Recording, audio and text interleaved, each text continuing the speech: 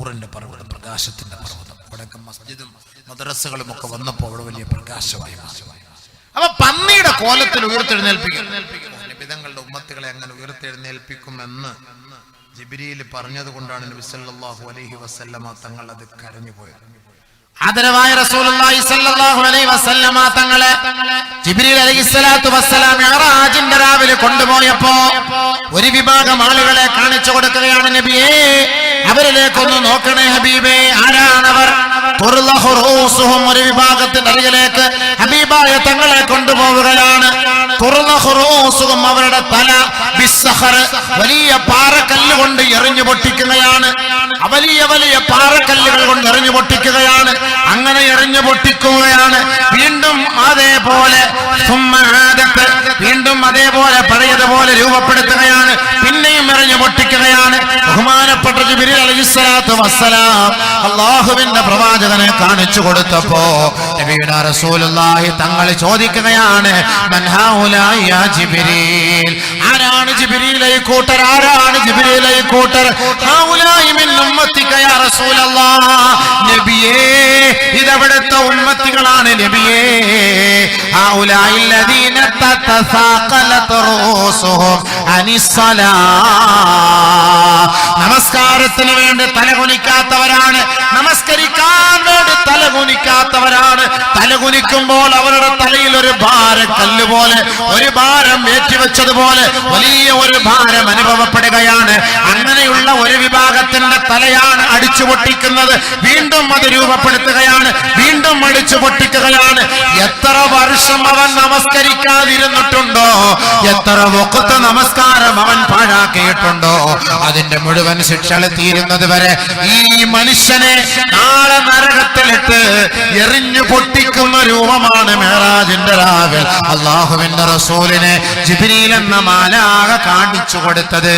അതുകൊണ്ട് തന്നെയാണ് ഹബീബുനാ റസൂലുള്ളാഹി സ്വല്ലല്ലാഹു അലൈഹി വസല്ലമ തങ്ങൾ കരഞ്ഞുപോയത്. നമസ്കാരമില്ലാത്ത എന്റെ ഉമ്മത്തികളെ ഖബറിൽ നിന്ന് ഉയർത്തെഴുന്നേൽപ്പിക്കപ്പെടുന്നത്, മഹ്ശറയിലേക്ക് കൊണ്ടുപോകുന്നത് പന്നികളുടെ കോലത്തിലാണ്, പന്നികളുടെ രൂപത്തിലാണ്. നഊദു ബില്ലാഹ്. ഇനിയെങ്കിലും നിസ്കാരം നിലനിർത്തണം. ഇത്ര നാള് നമ്മൾ നമസ്കരിച്ചിട്ടില്ലെങ്കിൽ റബ്ബിന്റെ മുന്നിൽ പോയി പൊരുത്തം ചോദിക്കണം. എന്നിട്ട് നമുക്ക് കിട്ടുന്ന സമയങ്ങൾ നമ്മളത് ഖളാ വീട്ടണം, തൗബ ചെയ്ത് ഖളാ വീട്ടണം. ഇനി ഇല്ല പടച്ചവനെ, ഈ മുസ്ലിമായി എന്നെ നീ ജീവിപ്പിച്ചു, എന്നെ നീ മുസ്ലിമായി മരിപ്പിക്കണേ. മരണപ്പെട്ടതിന് ശേഷം മുസ്ലിമായി തന്നെ ഈമാനോടുകൂടി നീ എന്നെ ഉയർത്തെഴുന്നേൽപ്പിക്കണേ അല്ലാ എന്ന നല്ല നിയ്യത്തോടുകൂടി ഈ റജബിന്റെ മാസം മുതൽ ഇൻഷാ അല്ലാഹ് നമ്മൾ നമസ്കാരം നിലനിർത്താൻ ആരംഭിക്കണം, തുടങ്ങണം ഇൻഷാ അല്ലാഹ്. അല്ലാഹു തൗഫീഖ് നൽകട്ടെ. നമസ്കാരം നിലനിർത്താതെ കണ്ട് നമ്മൾ എത്ര നമുക്ക് വേണ്ടി ആര് മയ്യത്ത് നിസ്കരിച്ചാലും ഒരു രക്ഷയില്ല ഹബീബേ. ഖബറിനകത്തടങ്ങ് അടിയൊന്നും ആരും അറിയുന്നില്ല. സംഭവം എല്ലാം കൊണ്ടുപോയി ഇങ്ങനെയൊക്കെ ചിരിച്ചിരിക്കും. നിസ്കാരം ഇല്ലാത്ത ചിരിച്ചു കിടക്കുന്ന കണ്ടോ? ഓന് നിസ്കാരം ഇല്ലെങ്കിലും ഓൻ ചിരിച്ചാ മരിച്ചത്. മലക്കട കൊത്തുകൊണ്ട് കരഞ്ഞപ്പോ ഞാൻ ചിരിച്ചതുപോലെ ആയതാ, അല്ലാതെ ചിരിച്ചൊന്നുമല്ല. മലക്കള് കൊളുത്തിട്ട് വലിച്ച സമയത്തെ ഇങ്ങനെ ആയിപ്പോയതാണ് സംഭവം, അല്ലാതെ ചിരിച്ചൊന്നുമല്ല. നിങ്ങൾ വിചാരിച്ചു ചിരിച്ചാണെന്ന്. അത് നിസ്കരിക്കാത്തവനെ ചിരിപ്പിച്ച് അള്ളാഹ് മരിപ്പിക്കുമോ? എന്താ ഈ പറയുന്ന പോലെ കാരമില്ലാത്തവനെ കാവറാണെന്ന ഹദീസിനകത്തുള്ളത്. പിന്നെ ഇവനെങ്ങനെ മരണം? ഇവന്റെ മരണം എങ്ങനെ? അത്രയും കാലം ഇവൻ ഈ ശിക്ഷ അനുഭവിച്ചതിന് ശേഷമേ അള്ളാഹ് ഇവനെ സ്വർഗത്തിൽ കയറ്റും. ഇത്രയും കാലം അനുഭവിക്കണം. പോലീസിന്റെ ഒരു അടി കൊള്ളാൻ കെപ്പില്ലാത്ത നമുക്ക് മലക്കട അടി കൊള്ളാൻ വല്ല കഴിവുണ്ട് ഉണ്ടോ ഹബീബേ? അള്ളാഹ് നമ്മളെ കാത്തുരക്ഷിക്കട്ടെ. നിയ്യത്ത് ചെയ്ത് റജബ് മാസം പള്ളിയിൽ കയറി സുബഹി മുതൽ ഇൻഷാ അല്ലാഹ് പള്ളിയുടെ സഫ് അധികരിപ്പിക്കണം. ഇല്ലെങ്കിൽ വാള് കൊണ്ടൊന്നും പുണ്യില്ല. സത്യം പുണ്യില്ല. എന്തിനീ വാള്? നിസ്കാരമില്ല, ഇബാദത്തില്ല, സംഘാടകർക്ക് നിസ്കാരമില്ല, ഒന്നുമില്ല. വാള് കഴിഞ്ഞിട്ട് അവര് പോയി കിടന്നുറങ്ങും. വാള് പറയുന്ന മൊയ്ലിയാര് അതിനേക്കാളും ഉറക്കം. സുബഹിസ്കാരമില്ല, ഒന്നുമില്ല. പിന്നെ എന്തിനീ വാള്? വാളെന്തിനു സംഭവിച്ചേ? വാളിന്റെ സംഭവമാണ് കണ്ടത്. ഇല്ലേ? അത് മാത്രമല്ല, സ്കരിക്കണം. ഇല്ലെങ്കിൽ നമുക്ക് നാളെ മഹ്ശറിലേക്ക് പോകാൻ കഴിയില്ല. മഹ്ശറിലേക്ക് ഒരു വിഭാഗം ആളുകളെ കൊണ്ടുവരും. ഹബീബായ റസൂലുള്ളാഹി സ്വല്ലല്ലാഹു അലൈഹി വസല്ലമ തങ്ങളോട് സഹാബത്ത് ചോദിക്കുകയാണ്, നബിയേ, എങ്ങനെയാണ് നിങ്ങളെ തിരിച്ചറിയുക? കോടാനുകോടി ജനങ്ങളൊക്കെ നിൽക്കുന്ന സമയത്ത് ഒരിക്കൽ അനസ് റളിയല്ലാഹു തആല അൻഹു നബിതങ്ങളുടെ സെർവന്റ് ആയിരുന്നു, ഖാദിമ, ജോലിക്കാരൻ. അനസ് റളിയല്ലാഹു തആല അൻഹു നബി സല്ലല്ലാഹു അലൈഹി വസല്ലം തങ്ങളോട് പോയി ചോദിച്ചു, നബിയെ എനിക്ക് വേണ്ടി ശഫാഅത്ത് ചെയ്യണേ നബിയെ, എനിക്ക് വേണ്ടി ശുപാർശ ചെയ്യണേ നബിയെ, ശഫാഅത്ത് ചെയ്യണേ നബിയെ. കുറെ നാളെ ഖിദ്മത്ത്. കാരണം നമ്മളിപ്പോ ആരെങ്കിലുമൊക്കെ വലിയ സമ്പന്നന്മാർക്ക്, പൈസക്കാർക്ക്, മന്ത്രിക്ക്, MLA ക്കും ഒക്കെ നമ്മ ഖിദ്മത്ത് ചെയ്താണ്. ആ ഹാദിമിന്റെ പേരാണ് PA, പ്രൈവറ്റ് സെക്രട്ടറി എന്നൊക്കെ നമ്മൾ പറയില്ലേ, അവന്റെ PA ആണ്, അവന്റെ PA ആണെന്ന് പറയുന്നത്. അപ്പൊ അതിന്റെ അർത്ഥം എന്താ? അദ്ദേഹത്തിന് എവിടെയും കയറിപ്പോ ഈ മന്ത്രി ഇരിക്കുന്ന മുറിയിൽ, രാജാവ് ഇരിക്കുന്ന മുറിയിൽ, പ്രധാനമന്ത്രിയുടെ മുറിയിൽ, മുഖ്യമന്ത്രിയുടെ മുറിയിൽ അദ്ദേഹത്തിന്റെ PAക്ക് അദ്ദേഹത്തിന് കയറിപ്പോകാം. പിന്നെ അദ്ദേഹം പറയുന്നത് പോലെയൊക്കെ കേൾക്കുകയും ചെയ്യും. ചിലപ്പോ ഒഴിവ് കിട്ടുന്ന സമയത്ത്, സാറേ എന്റെ ഒരു പെങ്ങൾക്ക്, പെങ്ങളുടെ കുട്ടിക്ക് ഒരു ജോലി ശരിയാക്കി തരണേ സാറേ, അവളുടെ അഡ്രസ്സും എല്ലാം കൊണ്ടുവരാം, ശരിയാക്കി തരാം. PA പറഞ്ഞപ്പോ ക്ലിയർ ആയില്ലേ സംഭവം?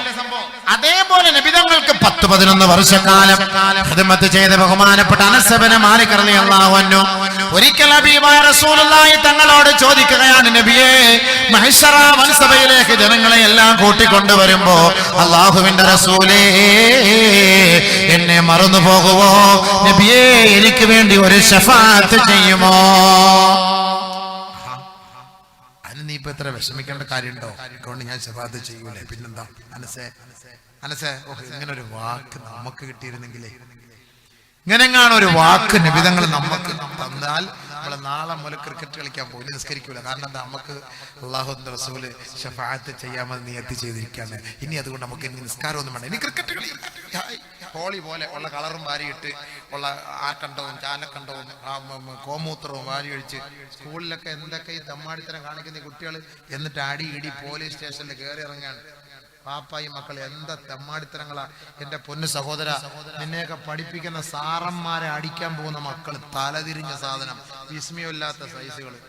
ഇതിനെയൊന്നും വിസ്മയമില്ലാതെ ഉണ്ടാക്കിയത് കൊണ്ടാണ് ഇങ്ങനത്തെ കോലങ്ങളായി പോയത്. അധ്യാപകന്മാരെ, ഹരീശ്രീ പഠിപ്പിക്കുന്ന അധ്യാപകന്മാരെ, നിനക്ക് ആ എന്ന അക്ഷരം പഠിപ്പിച്ചിരുന്ന അധ്യാപകന്മാരെ അടിക്കാൻ പോവാണ് ഇന്നത്തെയൊക്കെ ദിവസത്തിൽ നമ്മുടെ ഈ നാട്ടിൽ നടന്ന സംഭവങ്ങൾ. എന്തപ്പ ഇത്?